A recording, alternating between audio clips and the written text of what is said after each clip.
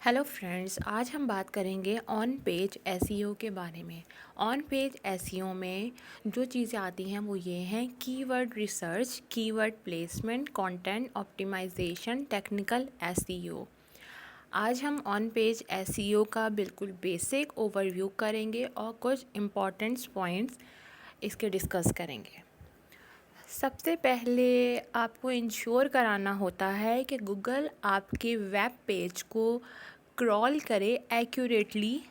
अगर गूगल आपके web page को एक्यूरेटली क्रॉल करता है तो फिर आप अपने पेज को उसके सर्च रिज़ल्ट में शो करवाते हैं। ठीक है, तो उसके लिए ऑन पेज एसईओ को आपको ऑप्टिमाइज़ करना पड़ता है। अच्छा, इसको करने के लिए आपको क्या करना पड़ेगा?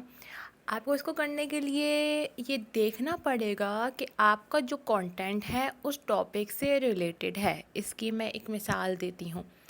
अगर आपको लिखना है जैसे कि best medical degree in Pakistan, ठीक है, तो आप चाह रहे हैं कि अगर कोई भी बच्चा, कोई भी इंसान ये मेडिकल डिग्री इन पाकिस्तान के बारे में सर्च करे तो आपने जो आर्टिकल लिखा है वो आर्टिकल सर्च बार में आ जाए, सर्च इंजन के रिज़ल्ट में आ जाए और वो रिसर्चर आपके आर्टिकल तक पहुंच जाए। उसके लिए आपका कंटेंट बहुत ही ज़्यादा रेलेवेंट होना चाहिए उस कीवर्ड टर्म से।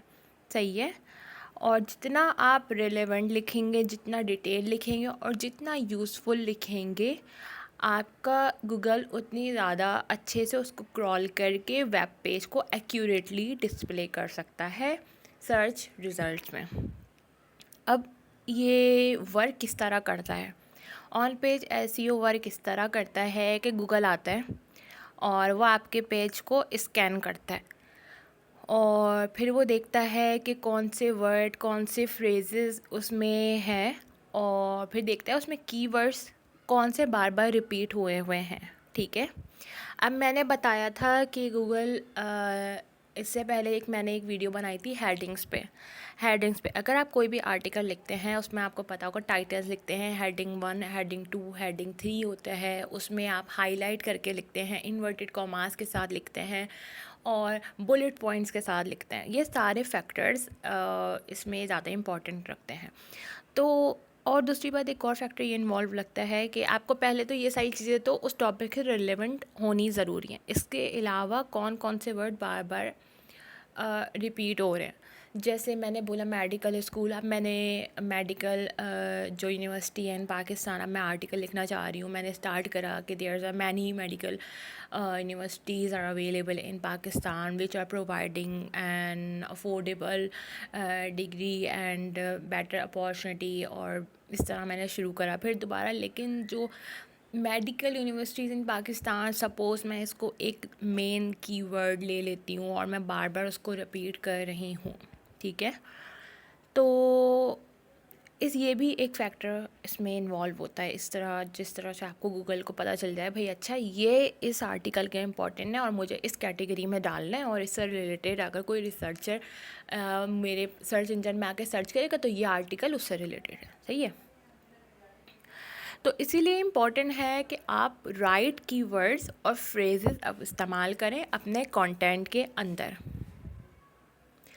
अच्छा, अब आप अपने ऑन पेज एसईओ को बूस्ट किस तरह करेंगे? ऑन पेज एसईओ बूस्ट करने के लिए आप इंस्टॉल कर सकते हैं Yoast plugin, Yoast YOAST, Yoast plugin.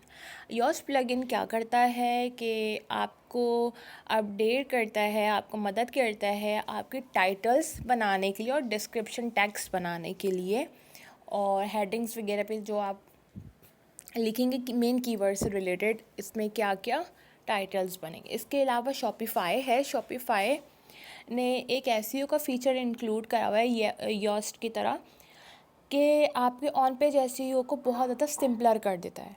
ठीक है, और ये सारा पूरा था ऑन पेज एसईओ के बारे में। इससे रिलेटेड आपका कोई भी सवाल हो तो आप कमेंट कर सकते हैं, फिर मैं उससे रिलेटेड वीडियो बना दूँगी।